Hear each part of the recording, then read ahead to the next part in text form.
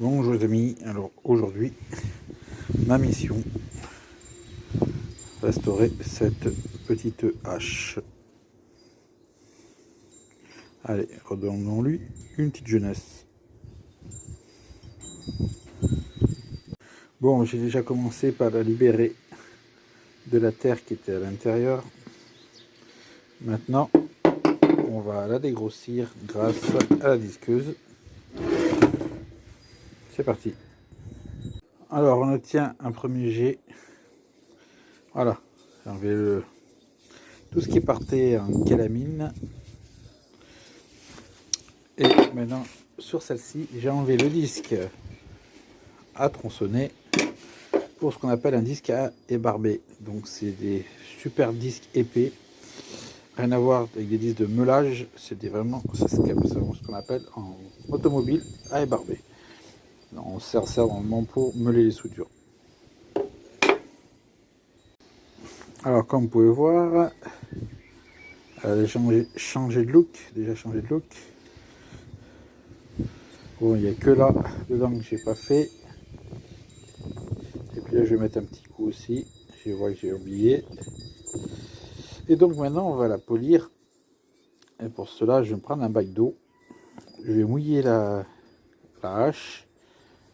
Et puis, je vais passer à l'abrasif, celui-ci, tout en gardant l'objet mouillé pour faire un effet de polissage. Alors voilà, là, le métal est déglacé. Il est aussi lisse que possible au toucher. Donc bien sûr, toutes ces aspérités, nous ne pourrons pas les enlever. Sinon on affaiblirait trop la hache. Quand la matière n'est plus là, n'est plus là. Alors quand vous faites cette opération, surtout faites bien attention où vous mettez vos doigts quand le disque il tourne, sinon ça vous fait ça. Je vais vous dire que ça lance. Bref, c'est de ma faute, j'avais pas qu'à avoir le doigt qui traîne. Voilà, j'ai donné un angle de coupe que je vais affiner à la lime. Puis nous allons tout simplement la passer au noir et puis lui trouver un manche. Alors voilà, je lui ai donné un petit coup de noir, je lui ai mis un coup d'affûtage. On reste à trouver un manche et puis voir comme ça, voir si elle coupe. Alors voilà, je lui ai mis un manche. Tac. Reste plus qu'à voir si ça coupe. Alors voilà, on prend par exemple l'écorçoir, on met là, et puis on fait comme ça.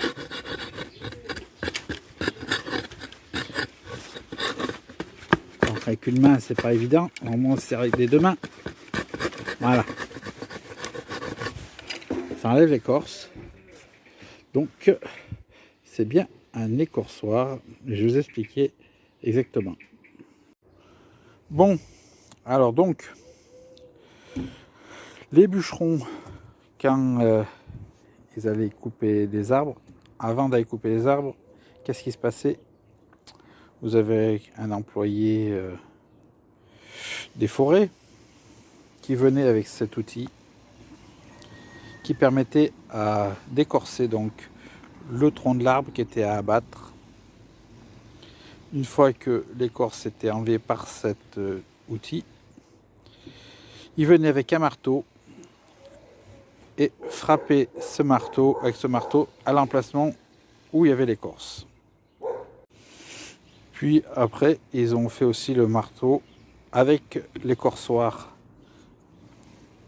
qui était compris avec le marteau. Donc d'un côté, vous avez le marteau enclume avec le symbole qui allait être frappé sur le tronc. Et de l'autre côté, vous aviez cette lame qui permettait d'écorcer.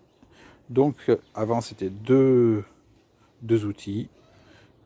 Après ils en ont fait un, et puis maintenant ils ne s'en mettent plus. Maintenant ils font à la bombe de peinture. Ils font leur code de coupe, une croix, deux traits, un trait. Voilà, vous avez dû voir ça déjà dans les bois. Donc sur ce, je vais vous laisser, puis je vais vous mettre une photo de ce fameux écorçoir où il y a d'un côté l'empreinte du marteau et de l'autre côté de ce marteau il y a cette lame. Voilà, comme ça vous verrez mieux à quoi ça ressemble la deuxième version de cet outil. Sur ce, je vous dis à plus, et puis bon bricolage, bon visionnage. Ciao!